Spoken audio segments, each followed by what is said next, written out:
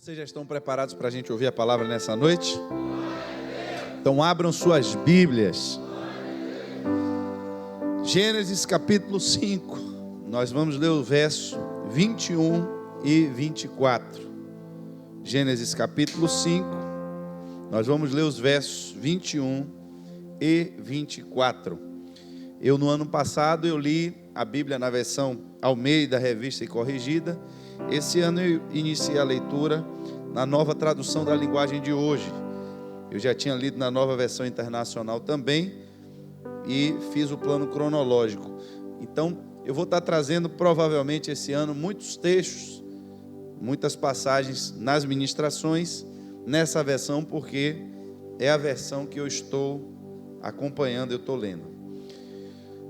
Gênesis capítulo 5, do verso 21 ao verso 24. Todos acharam? Amém? A palavra de Deus diz assim: quando Enoque tinha 65 anos, o seu filho Matusalém nasceu. E depois disso, Enoque viveu em comunhão com Deus durante 300 anos e foi pai de outros filhos e filhas. Enoque viveu 365 anos e ele viveu sempre em comunhão com Deus. E um dia desapareceu, pois Deus o levou. Feche seus olhos. Pai, estamos na tua casa nessa noite. Estamos aqui, Senhor, porque queremos ouvir a voz do teu Espírito. Porque queremos, Senhor, inclinar, meu Pai, o nosso coração diante de ti. E esse é um momento, meu Deus, que dependemos totalmente, meu Pai, da tua graça, da tua misericórdia para conosco. Nós invocamos o teu nome nesse lugar. Somos dependentes, Senhor, daquilo que o Senhor quer nos revelar. Porque, meu Pai, a tua palavra ela é espírito e vida. E nós precisamos nos alimentar nessa noite daquilo que vem do alto, daquilo que vem no Espírito. Senhor, não deixa, meu Pai, com que nenhum dos que aqui entraram possam sair, meu Pai, sem receber exatamente aquilo que o teu Espírito quer falar. Fala individualmente no coração dos teus filhos nessa igreja, que somente o teu Espírito tenha liberdade nesse momento, nesse lugar, que nenhum outro Espírito, meu Pai, possa, Senhor, interferir na tua mensagem, Senhor. Nós dedicamos, meu Pai, esse tempo, esse espaço, exclusivamente ao Senhor e ao teu Espírito Santo, em nome de Jesus. Queridos, durante esses 2 primeiros dias que estivemos aqui em oração, teve uma palavra que ela foi unânime. Foi dado aqui durante um tempo, um período de oração e para que Deus falasse conosco. E uma palavra que ressoou nesses 2 dias foi comunhão. Para esse ano que nós vamos entrar, e ontem nós tivemos aqui um momento no final que tinha um irmão, o irmão Robson, eu vou citar ele especificamente, que ele repetiu exatamente o que tinha sido dito no primeiro dia da reunião, em que ele não ouviu o que foi dito aqui. E quando ele falou, para mim aquilo foi uma confirmação de Deus muito forte, porque ele não repetiu algo que ele ouviu, mas eu entendi que era Deus repetindo exatamente com as mesmas palavras aquilo que tinha sido dito no primeiro dia. Então, há uma necessidade, irmãos, para crescimento, de que haja também um crescimento em comunhão. A igreja, ela não vai crescer, ela não vai se sustentar, enquanto não houver a plena comunhão. E aí, eu lendo esse texto ele me chama a atenção, porque você vai ver a história, você vai ver lá Adão, Eva, vai ver os seus filhos, e a Bíblia começa a narrar a história de muita gente. E essas pessoas, elas viviam 900 anos, elas viviam 1000 anos, 800 anos, e quando chega na parte de Enoque, o escritor agora ele tem que mudar a narrativa dele, ele precisa parar para dizer que com Enoque não foi igual como todo mundo, porque todos nasceram de alguém, todos tiveram seus filhos, e a Bíblia vai dizer os filhos dele, e vai dizer exatamente quantos anos eles viveram. Mas quando chega na vida de Enoque, a Bíblia agora muda o enredo, muda o foco e diz: olha, esse homem ele não foi como os outros. Embora ele tenha vivido no mesmo tempo que os outros, embora ele tenha vivido nas mesmas condições que os outros, enfrentado os mesmos problemas do que os outros, mas ele foi um homem diferente. Porque mesmo no seu tempo, e um tempo que já precedia o dilúvio, um tempo no qual a humanidade já estava se afastando de Deus, um tempo no qual a perversidade do homem já estava crescendo sobre a face da terra, e um tempo no qual a maioria dessas pessoas que a Bíblia vai dizer, elas seguiram as suas próprias vidas, seguiram seus próprios caminhos e se esqueceram de Deus. Mas a Bíblia agora vai dizer que um homem chamado Enoque, ele teve um fim diferente de todos os outros que vieram antes dele. Ele mudou o paradigma da sentença que Deus tinha dado no jardim do Éden. Deus disse: no dia que você comer dessa fruta, você vai morrer. Isso não ficou só em Adão, mas ficou em Adão e aos seus descendentes, porque a condenação foi: porquanto és pó, e ao pó voltarás. E essa é a maior realidade, irmãos. Eu lia esse texto e pensava que é exatamente assim. Enquanto nós estamos vivos, nós nos sentimos um organismo diferente. Nós olhamos para a terra e nós não enxergamos em nós a terra. Nós olhamos para a terra e vemos algo totalmente diferente de nós. Nós olhamos para a terra e olhamos ali, terra é lugar de plantar coentro, alface e um pé de manga. A gente olha para a terra assim. A terra parece distante de nós. Nós, sobre a terra, pisando sobre ela, com o espírito de vida que Deus nos deu, nos sentimos dominadores da terra. Nos sentimos muito superiores a um ser inanimado, a uma matéria jogada. Mas Deus, quando o homem peca, Ele diz: eu vou expor a sua realidade. Porque quando você morrer, você vai se decompor e vai virar pó. Você vai voltar ao pó, porque foi do pó que você foi formado. E é exatamente o que acontece, irmãos. Se você pegar um ser humano, cavar um buraco e enterrar, quando você voltar um tempo depois que procurar ali, já não tem mais nada. Se você pegar uma pedra e enterrar uma pedra, quando você cavar, a pedra continua ali naquele lugar. Se você pegar um carro e cavar um buraco, você vai encontrar um carro todo destruído, mas vai estar lá ainda vestígio daquele carro. Agora, se você pegar o homem e enterrar, depois de um tempo, quando você vier procurar, você não sabe mais que tinha ninguém enterrado ali, porque o homem voltou ao pó. A sentença dada por Deus, o castigo dado por Deus, que todos os seres humanos seguiram essa trajetória, menos Enoque. E o que foi que aconteceu com esse homem? O que foi que Enoque fez? Qual foi o sacrifício que Enoque fez? Porque tudo parece que para Deus é sacrifício, né? Temos que erguer um altar e vamos sacrificar e Deus vai ficar alegre. Irmãos, na história de Enoque, a Bíblia não narra um sacrifício que ele tenha feito que chamou a atenção de Deus. Não quer dizer que ele não tenha sacrificado, mas quer dizer que a trajetória dele não foi marcada por nada fora do comum que ele fez, no que diz respeito a ofertar alguma coisa a Deus, a sacrificar alguma coisa a Deus, não. E por que é que Deus muda a história de um homem? Tira de sobre esse homem uma sentença que Ele mesmo deu sobre o homem pecador, e faz com que o destino desse homem seja diferente de todos que viveram na geração dele. Qual foi o segredo de Enoque? A Bíblia vai dizer: porque ele viveu em comunhão com Deus todos os dias da sua vida. Ele viveu sempre em comunhão com Deus. A comunhão que ele teve com Deus foi tão forte que Deus disse: eu não vou deixar esse homem na terra, não. Eu tenho que trazer ele para perto de mim. Irmãos, que comunhão foi essa? Aí a minha curiosidade vai a fundo, né? O que é que esse homem fazia para ter esse nível de intimidade e de comunhão com Deus, ao ponto de Deus dizer: rapaz, todo mundo vai morrer, menos Enoque. Todo mundo vai passar pela morte, menos Enoque. Eu dei a sentença sobre Adão e sobre todos os seus descendentes, mas esse aqui é diferente dos outros.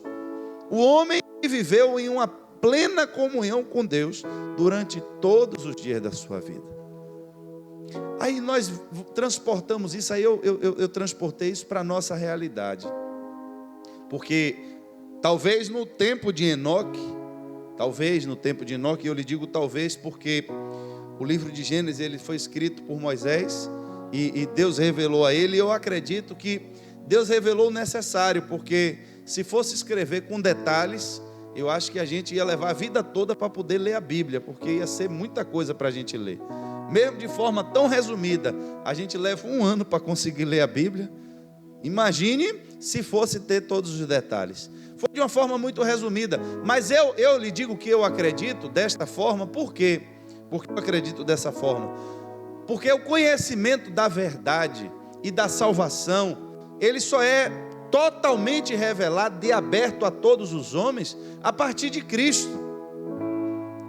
Você vê Davi, um homem que tinha uma intimidade com Deus, era alguém que conhecia Deus e também Davi fala do Salvador. Você vê o profeta Isaías também falar do Messias. Nós tivemos no ano passado um tempo aqui que nós falamos só sobre as revelações do Messias no Antigo Testamento. Mas você não vê a coisa de uma forma 100% clara. E olhe que esse ano nós estamos focados em refocar, ou seja, em apurar a visão, em melhorar a nossa nitidez sobre o que já sabemos, sobre o que já vimos.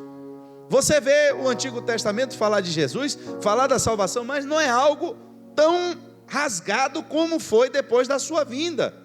Então, não sei lhe dizer qual era o nível de conhecimento e de precisão no tempo daquele homem que se tinha a respeito da salvação. Até porque a proposta de Noé, quando ele prega no mundo antigo, foi para que as pessoas se salvassem, e Deus tinha dado a ele um projeto de fazer uma arca. Não se falou ainda ali no Messias, não se falou ainda em arrependimento para perdão dos pecados. Você começa a ver essa pregação de uma forma aberta em João Batista. Então, talvez no coração de Enoque, ele não estava nessa comunhão com Deus só para ver o que ia acontecer, porque antes dele também não tinha acontecido isso com ninguém. Deus não tinha levado ninguém, porque viveu em uma comunhão plena com ele. Duas coisas, irmãos, que nos chamam a atenção. A primeira é que hoje nós temos o pleno conhecimento da verdade.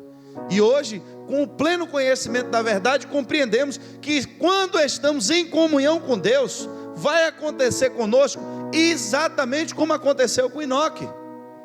Podemos não ser arrebatados em vida, porque Paulo diz, que alguns vão dormir, outros vão estar acordados quando ele vier buscar a sua igreja. Mas quem sabe, nós ainda não seremos aqueles que estarão de pé quando o Senhor voltar e nos encontraremos com Ele nos ares. Mas nós hoje conhecemos essa verdade. Hoje para nós isso já é uma realidade revelada de forma muito aberta. Mas a condição para que sejamos salvos como Enoque foi, para que sejamos tomados por Deus como Enoque foi, é que nós temos que permanecer em comunhão com Ele. E qual é a segunda coisa, pastor? A segunda coisa é que no seu tempo, você pode chamar a atenção de Deus de tal forma que aconteça com você, aconteça no seu tempo, coisas que nunca aconteceu com ninguém antes de você. Que pode acontecer no seu tempo, que pode acontecer com você, coisas que vão mudar não só a sua história, como a história de muita gente. Você, mas tem tanta gente por aí, tem tantos ministérios por aí, tantas igrejas por aí, por que não acontece com as outras? Será que vai acontecer comigo? Irmão, se Enoque pensasse assim, ele estava na terra talvez até a época do dilúvio. É provável que ele tivesse até a época do dilúvio. Há uma probabilidade, mas quem vai saber? A questão é que ele foi levado por Deus. Por quê? Porque ele chamou a atenção de Deus. Não por nada que ele ofertou, não por nada fora do normal, mas porque ele perseverou em manter a comunhão com Deus. E o centro da mensagem de hoje, se nós conhecemos essa verdade, sabemos que precisamos da comunhão com Deus para poder sermos salvos, é indispensável.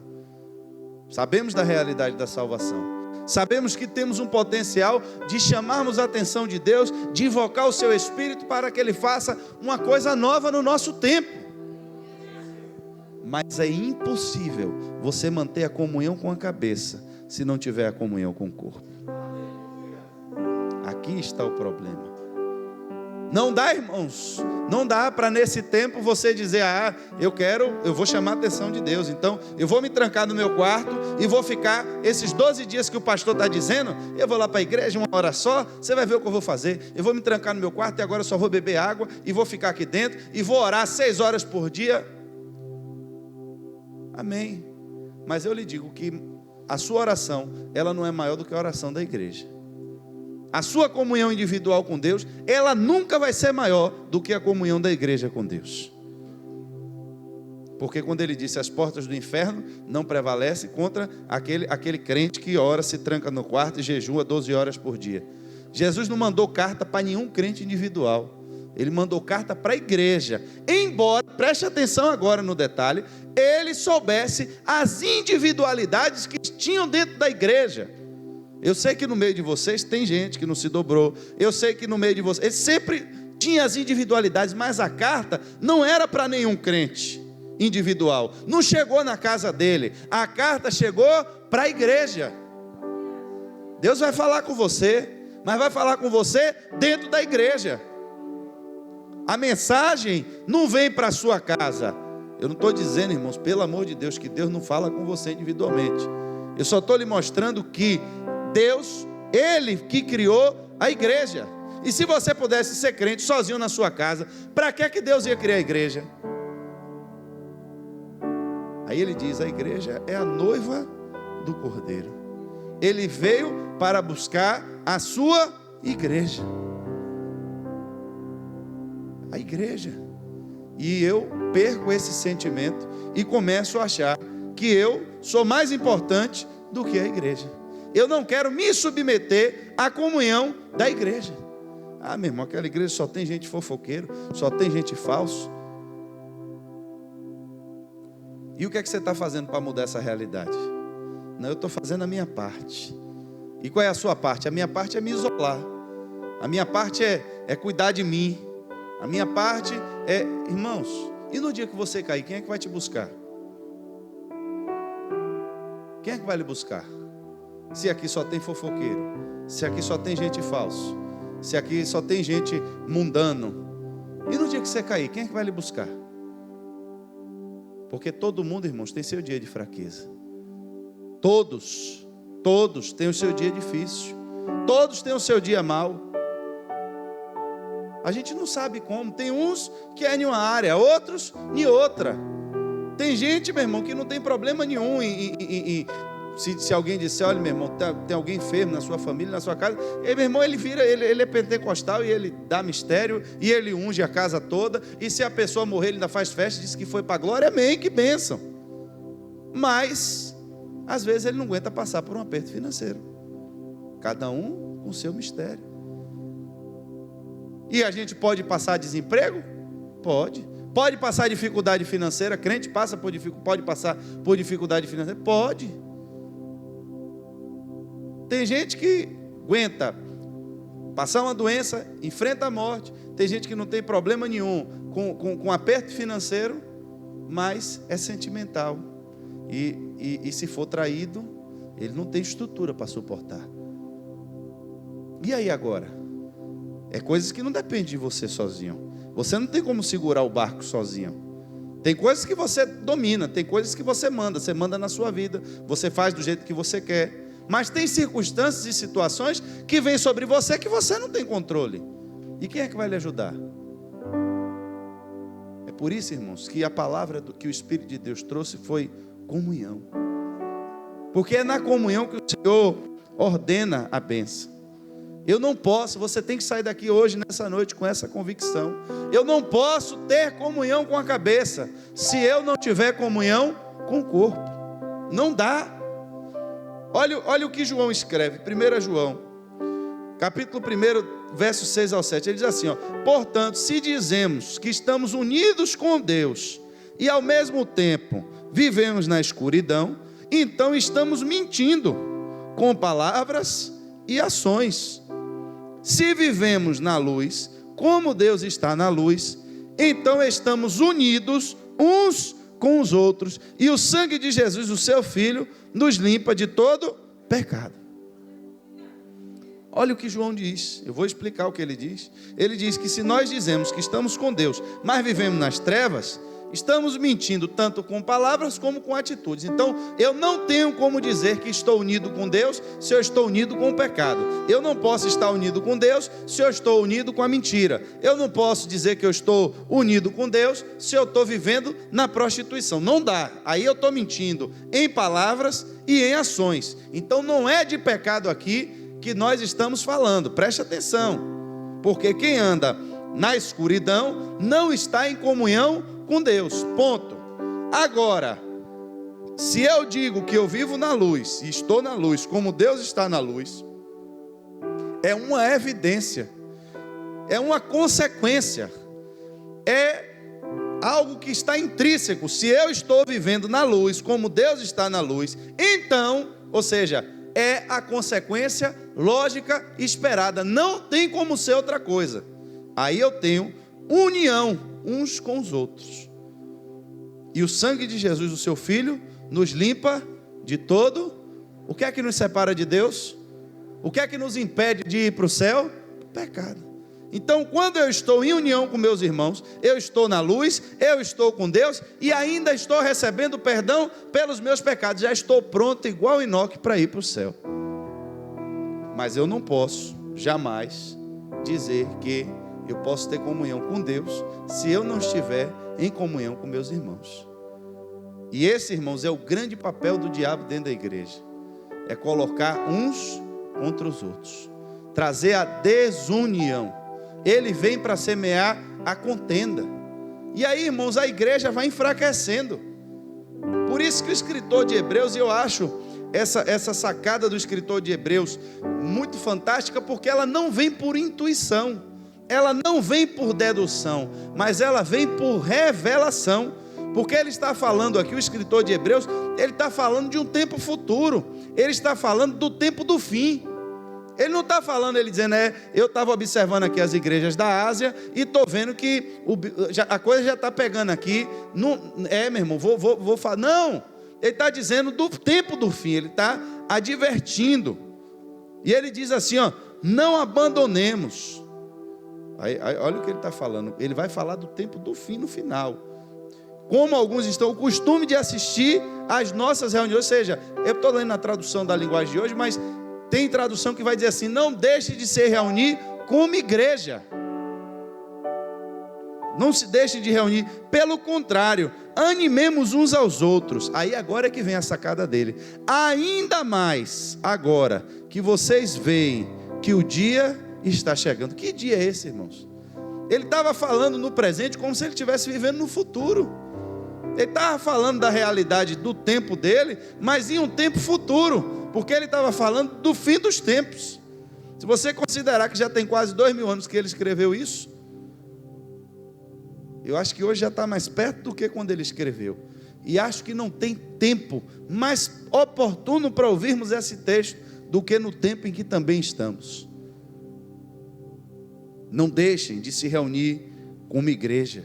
Não deixem de se reunir, o costume de assistir às nossas reuniões, como alguns já estão fazendo. Pelo contrário, aí ele diz, o que é que você deve fazer?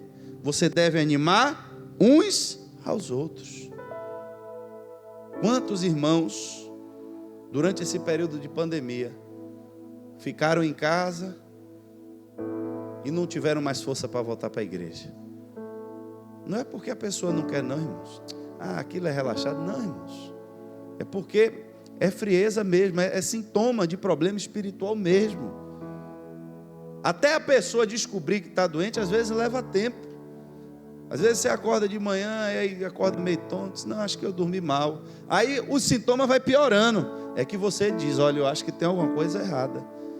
Mas nem sempre você descobre logo que está doente no primeiro sintoma. Você espera um pouco para ver. O problema é que às vezes quando o sintoma da doença e do problema é espiritual, quando a gente vai ver, às vezes já pode ser tarde demais. E um dos sintomas de frieza espiritual é exatamente você perder a alegria de vir para a igreja. A gente às vezes vem para a igreja, mas vem para a igreja por obrigação. Eu sei que eu tenho que ir, eu sei que lá Deus vai falar comigo, e é melhor ir para a igreja do que ficar em casa. Em casa eu não vou fazer nada mesmo. Às vezes a gente vem para a igreja porque a gente sabe que se ficar a mulher vai falar e vai dizer, o marido também da mesma forma. Vai ficar me chateando, perguntando por que é que eu não fui para a igreja. Mas e se não tivesse ninguém pegando no seu pé? Se não tivesse ninguém lhe chamando? Você sozinho teria a alegria e a disposição de dizer, meu irmão, já está dando o horário do meu culto, deixa eu correr, porque eu quero chegar cedo na igreja. Será que essa alegria está no seu coração? Porque a comunhão, irmãos, começa daí. É o meu desejo de querer fazer parte do corpo de Cristo. É o meu desejo de querer estar no corpo com Ele. E aí, Filipenses, no capítulo 2, do verso 1 ao 2, ele vai dizer assim: por estarem unidos com Cristo, olhe bem, vocês são fortes, o amor dele os anima, e vocês participam do Espírito de Deus, e também são bondosos e misericordiosos uns com os outros. Então peço que me deem a grande satisfação de viverem em harmonia, tendo o mesmo amor e sendo unidos de alma e de mente. Eu vou dar um exemplo para vocês do que é uma harmonia. Jorge, aumente o volume do seu teclado e toque qualquer nota aí. Bata aí um bocado de nota doida aí, sem harmonia, para a gente ver como o som fica. Mas toque fechado, com as duas mãos, agora solto. Aí você tocou com harmonia. Eu quero que você toque sem harmonia, as notas descasadas. Se você fechar o olho com as duas mãos e vá. Ó, deu, aí, melhorou. Pronto, é isso aí, ele entendeu. Aumenta aí o som dele aí, Anderson. Aí fecha o olho e senta a mão no piano aí. Vocês conseguem ver que o som ele não casa? Isso é um som sem harmonia. Agora toque um som com harmonia pra gente. É diferente?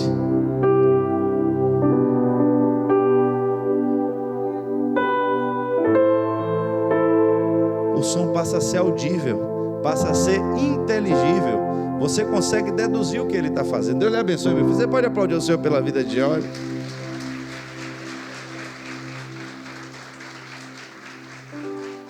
É exatamente assim a igreja, irmãos.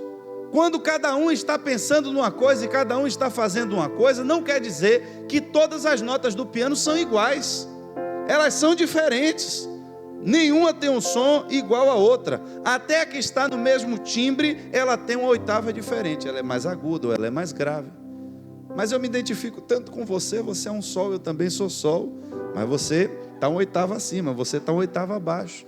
Parecemos, mas não somos iguais.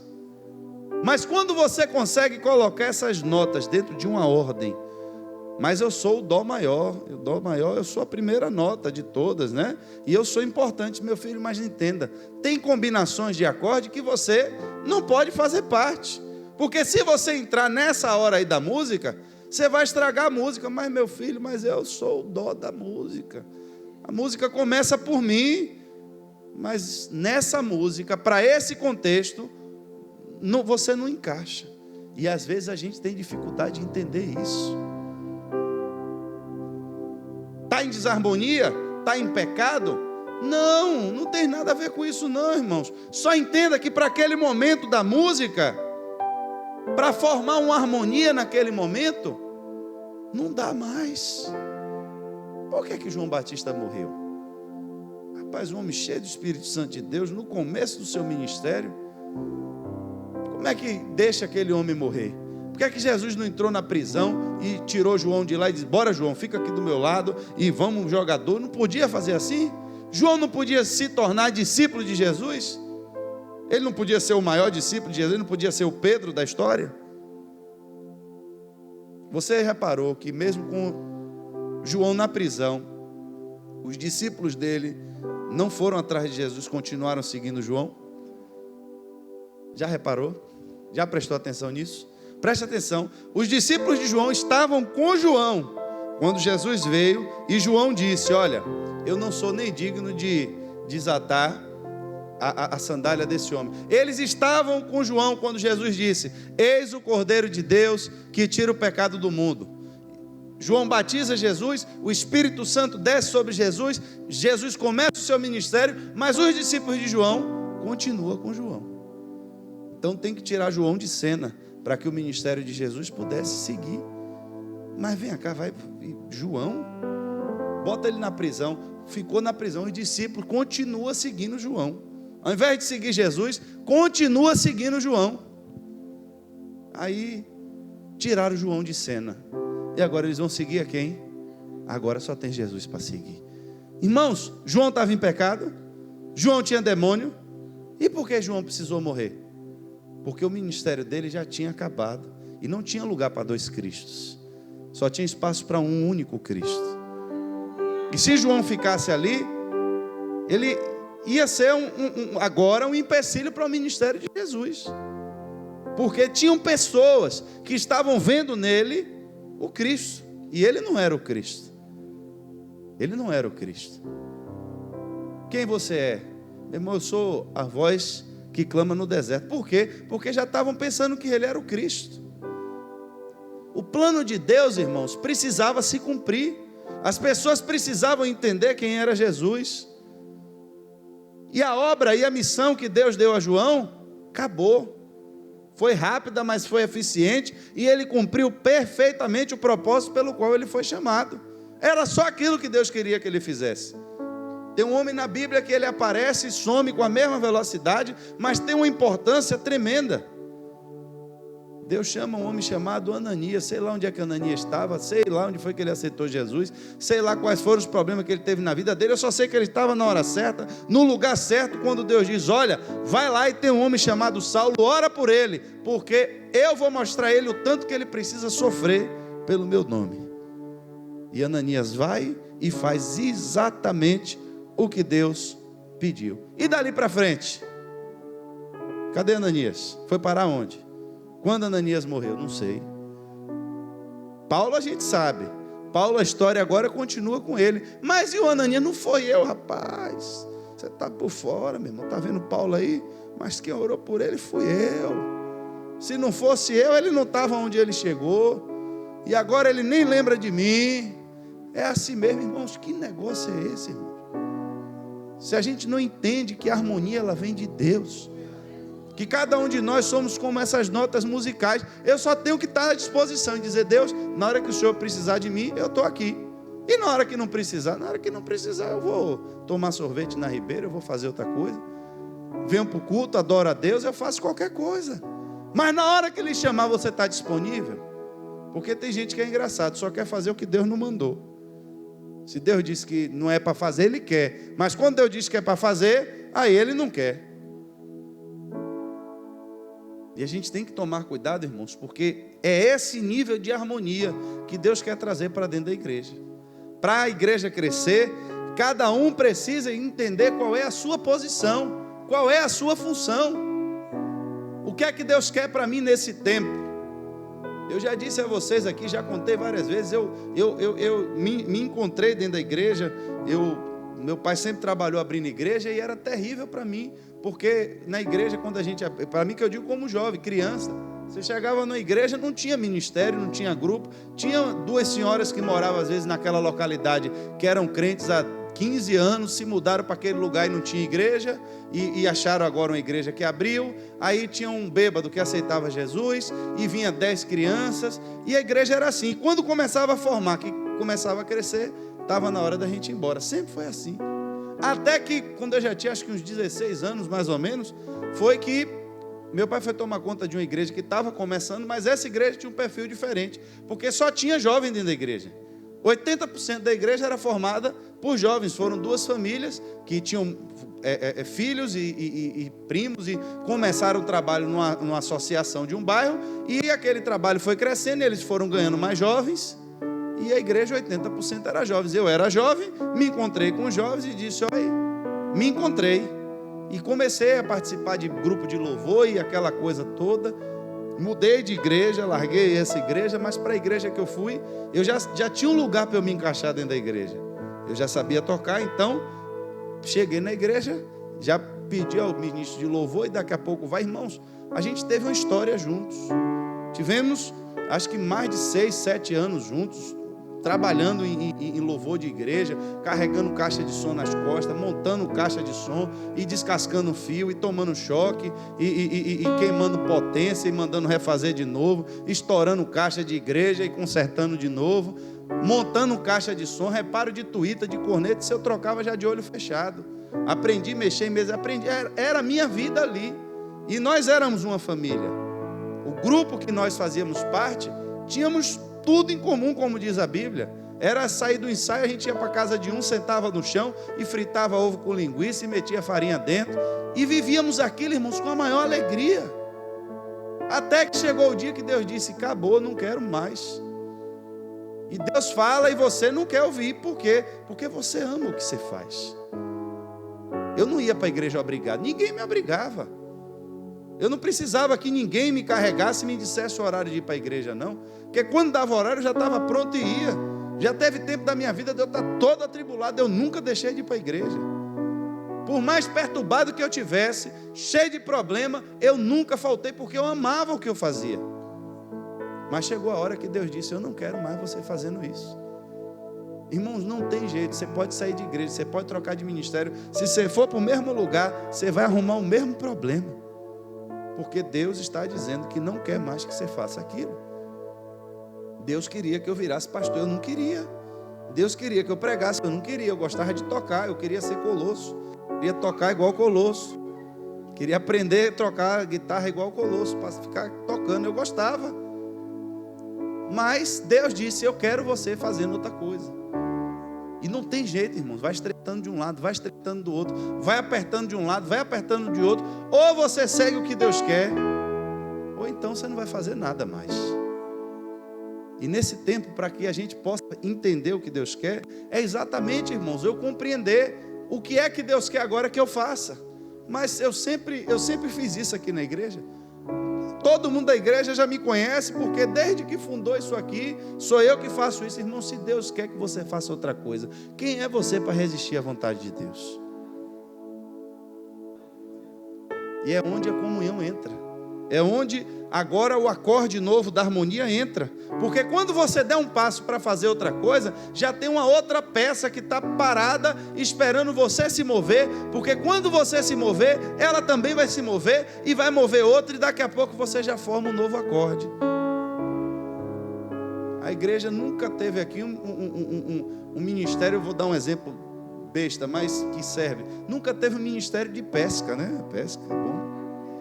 E aí chegou um pastor que gosta de pescar, então os homens agora se uniram e o irmão que jogava a bola agora vai sair do futebol e vai organizar a pesca dos homens. Será quantas almas a gente não ganha com um ministério desse?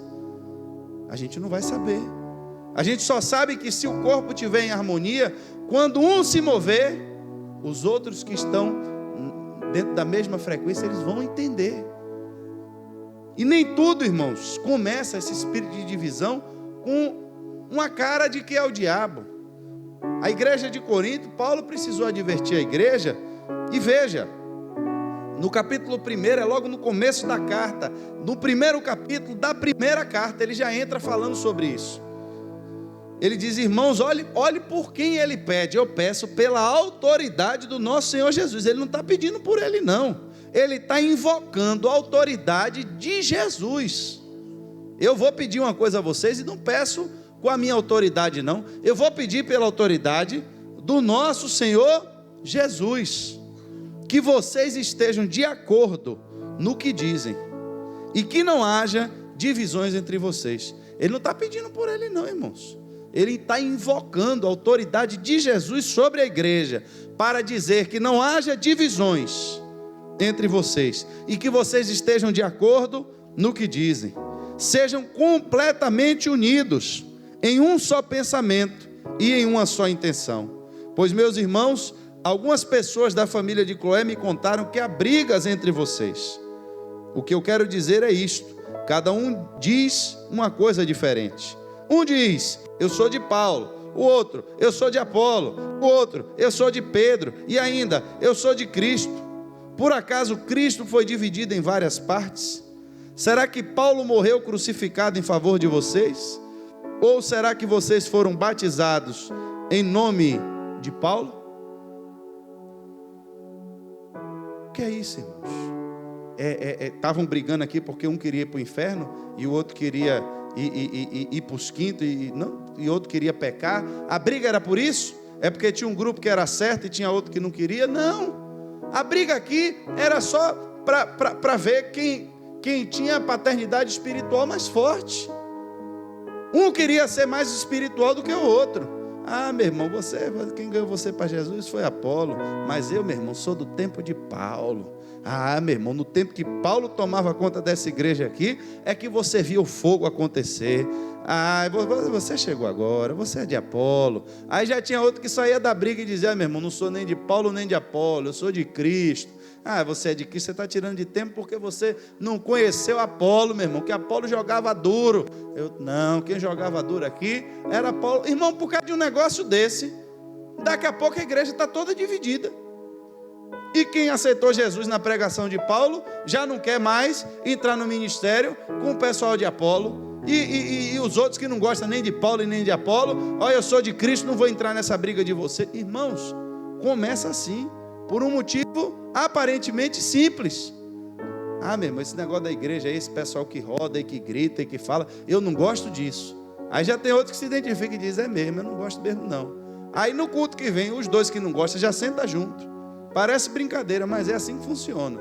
Aí esses dois que sentam junto, quando termina o culto, já chega ali fora e já comenta e diz, viu hoje aí? Aquele rapaz de novo lá no louvor, veio até de colete hoje para tocar bateria. É por isso que eu não gosto dessas coisas, tá vendo? A vaidade já está tomando conta do coração. É brincadeira, viu, Lucas? Aí, Lucas, eu brinco com ele porque eu tenho essa intimidade com ele. Mas eu quero que você entenda a verdade, porque é assim mesmo que funciona. Aí os dois que estão conversando, já chega mais dois. E aí, meu irmão, qual foi o cara? Não, a gente está comentando aqui o negócio de Deus aqui. Deus está mostrando as coisas a gente. É mesmo? É, rapaz, tem gente aqui dentro da igreja que está assim. Daqui a pouco, esses quatro que se uniram no final do culto, no culto seguinte, já senta tudo junto. Aí já marca um almoço. Não, vamos marcar um almoço nós quatro aqui. Aí nesse almoço é para quê? Para discutir a espiritualidade da igreja. E eles estão lá julgando a igreja, os quatro juntos lá, e dizendo, não, meu irmão, você viu o que aconteceu? É aquele domingo, mas foi do domingo passado também.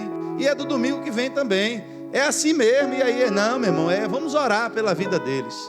E quando você menos percebe, você já formou um câncer dentro da igreja. Porque o que é o câncer? O que é o câncer? O câncer é uma célula que começa a se multiplicar sem a ordenação da cabeça.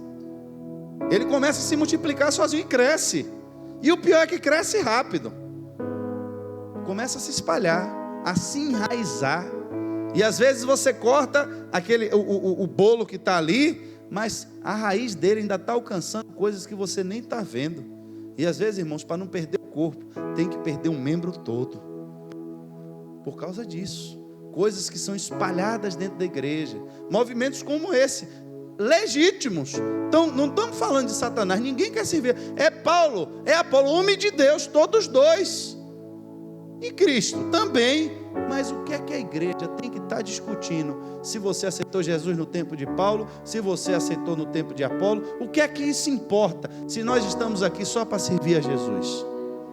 Se você está sentado nessa cadeira aqui, não é para servir ao pastor.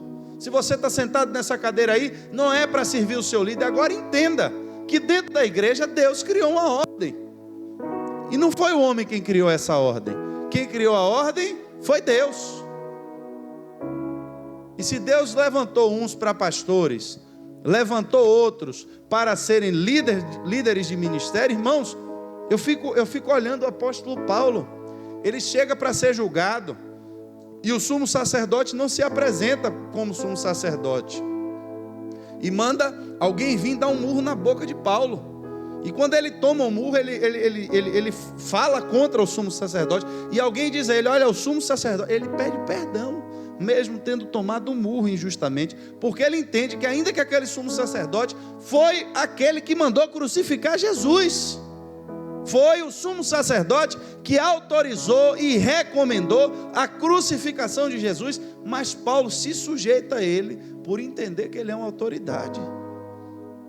Davi viu Saul endemoniado, ele teve que tocar a harpa para o demônio sair de Saul. Ele viu Saul possuído por um demônio pegar uma lança e rumar contra ele. Mas quando Saul se apresentou diante dele para que ele pudesse matar Saul, ele disse: ai de mim de tocar no ungido do Senhor. Irmãos, quando chega a hora de Deus tirar do trono, Deus tira quem Ele quiser. Se Deus não estivesse agradando de mim, Ele vai me tirar daqui, eu não tenho nada com isso.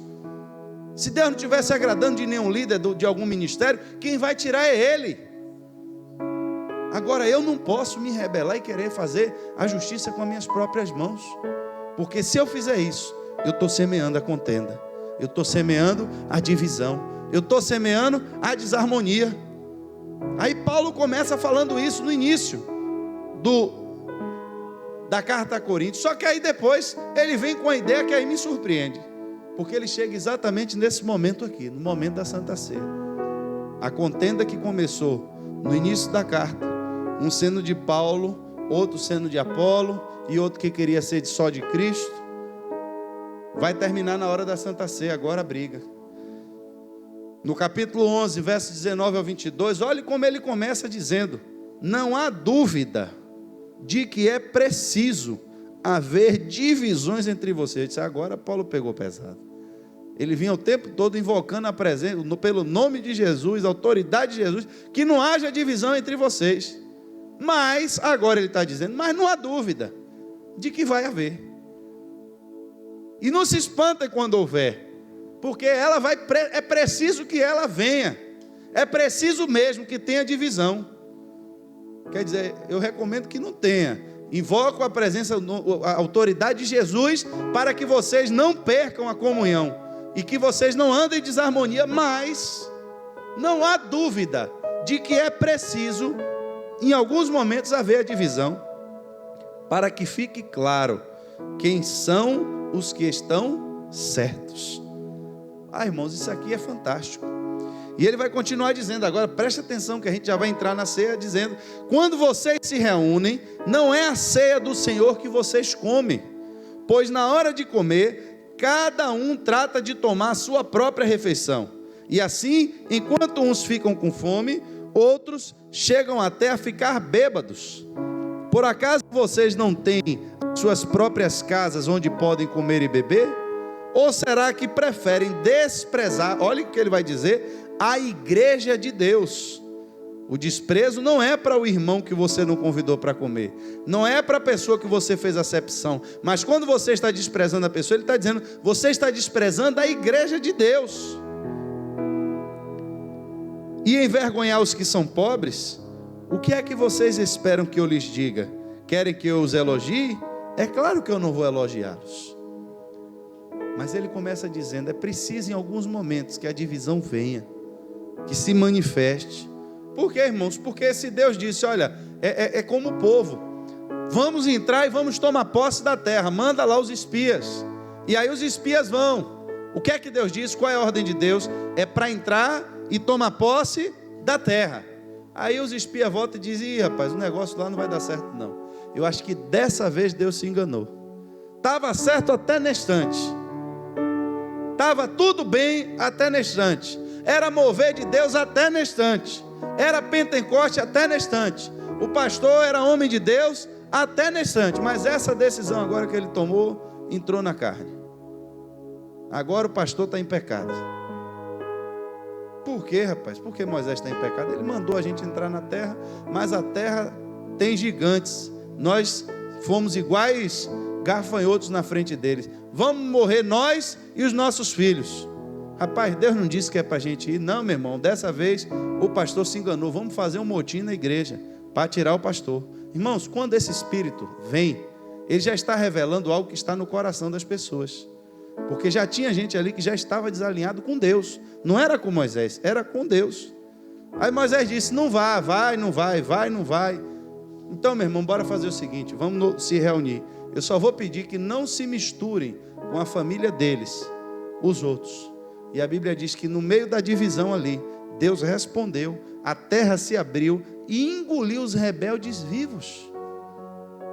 Aí o povo agora temeu a Deus. Agora viram que a decisão que Moisés tinha dado era uma decisão vinda de Deus. Não, agora que Deus está no nosso meio, bora entrar na terra. Agora não pode. Então na hora que é para entrar, não quer. E na hora que Deus diz não pode, é a hora que quer. Aí sobe, toma um pau, desce de lá de cima, todo mundo atribulado e vai rodar 40 anos no deserto até morrer. Por quê? Porque na hora que Deus disse faça, eu não quero. Aí na hora que Deus diz, olha meu irmão, a porta para você já fechou, agora eu quero. Agora não vai mais. Agora você vai rodar no deserto e vai morrer aí. Acabou. O plano que eu tinha para essa geração já foi. O plano que eu tinha para a sua vida, meu irmão, a porta fechou. Eu abri, mas você não passou, fechou. E não dá para entrar mais. Não dá para entrar mais. Porque quando eu não vou discernir que é Deus que está falando, quem vai pagar o preço também sou eu. A igreja vai crescer? Vai. Deus quer salvar as pessoas? Querem.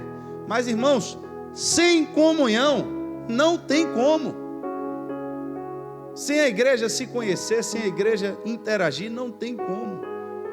E a palavra de Deus é essa. Aí, o que se manifesta na doutrina, o que se manifesta na teoria, vai se manifestar na hora da comunhão, porque o maior momento de comunhão que tinha na igreja era a ceia. A ceia não era como a gente aqui, copinho e pedacinho de pão, não. A ceia lá, meu irmão, era como se fosse uma ceia de Natal, um jantar. Assim, era um momento de refeição mesmo.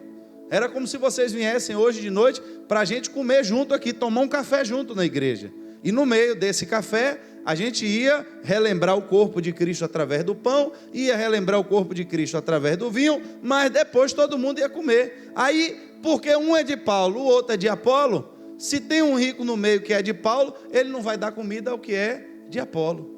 Aí já tinha um bêbado lá no canto, dentro da igreja, já estava bêbado lá no canto, cheio de pão na barriga, e o outro do lado da mesma igreja passando fome. Aí Paulo disse, que comunhão é essa? Agora o problema é que veio de antes, veio por causa de uma divergência de doutrina, de entendimento. E às vezes a pessoa vê a coisa, ouve a coisa e não chama a pessoa para falar, vem cá meu irmão, foi isso mesmo que você falou? Foi dessa forma? Ah, meu irmão, eu não vou dizer quem foi, viu, irmão Colosso? Porque tem coisas que a gente ouve, mas não pode falar. Irmão, se não pode falar, então não fale. Se não pode falar, então não fale. Mas alguém aqui da igreja disse que o senhor está perdendo a unção. Pronto, meu irmão. Aí o irmão começa a imaginar, começa a pensar. No dia que ele entra da igreja ali, que o William olhou para ele atravessado, ele disse, foi o William, quer tomar meu lugar. Aí uma hora dessa você vai estar aí tocando, não dá um acorde diferente, você vai ver violão voando para um lado, guitarra voando para o outro, chama o pastor para apartar a briga no altar. Mas é assim que o diabo faz, exatamente assim. Eu estou lhe revelando, estou trazendo à luz como é que ele age nas trevas. Como é que ele age nas trevas? Ah, meu irmão, não queria lhe falar nada não, porque você sabe, né? A gente está aqui junto desde a igreja, desde não sei quando. Mas o pastor, meu irmão, outro dia falou que não gosta de você. Pronto, acabou, matou a pessoa. Pastor, não gosta de mim? Ah, meu irmão, você sabe, agora não vai dizer ele não, porque pronto, aí é assim, irmãos, que o diabo age. Pastor, meu irmão, falou que vai tirar esses crentes velhos tudo da igreja. É assim mesmo que o diabo, do jeito que eu estou lhe dizendo, parece mentira, mas é assim. Diz que esse pessoal, meu irmão, aí que não está com ele, vai tudo para o inferno. Aí o irmão está chegando agora e diz, que tribulação o pastor vai mandar para o inferno? Aí eu estou andando na igreja, tá as pessoas, e isso quando não acontece comigo é entre vocês. Ai, meu irmão, o líder do seu ministério diz que você é carnal. O cara diz, eu carnal? Diz que você está faltando. Às vezes é ele que está pensando e usa o nome de outra pessoa para dizer. Acontece muito. E esse espírito, irmãos, tem que cair dentro dessa igreja. A gente tem que trazer as coisas à luz. Vem cá, meu irmão, falou isso mesmo? Falou. Posso perguntar a pessoa na sua frente? Não, então pode chamar de mentiroso. Então você é mentiroso. Desmascare mesmo. Olha, meu irmão, o irmão me disse que isso. Eu posso perguntar ele na sua frente? E pergunte, irmãos. E vá, e se ouse. Exponha. O pastor disse, me procure. Pastor, o senhor falou isso? Se eu falei mesmo, e vou lhe dizer por que eu falei. Às vezes o contexto foi outro. Mas se eu não falei, o diabo vai ser envergonhado. Agora, por que eu estou lhe tratando desse assunto? Porque enquanto a igreja é pequena, é fácil você conhecer todo mundo. É fácil você saber quem está aqui. E quando a igreja cresce? E se você tivesse o dobro de pessoas que tem aqui hoje à noite?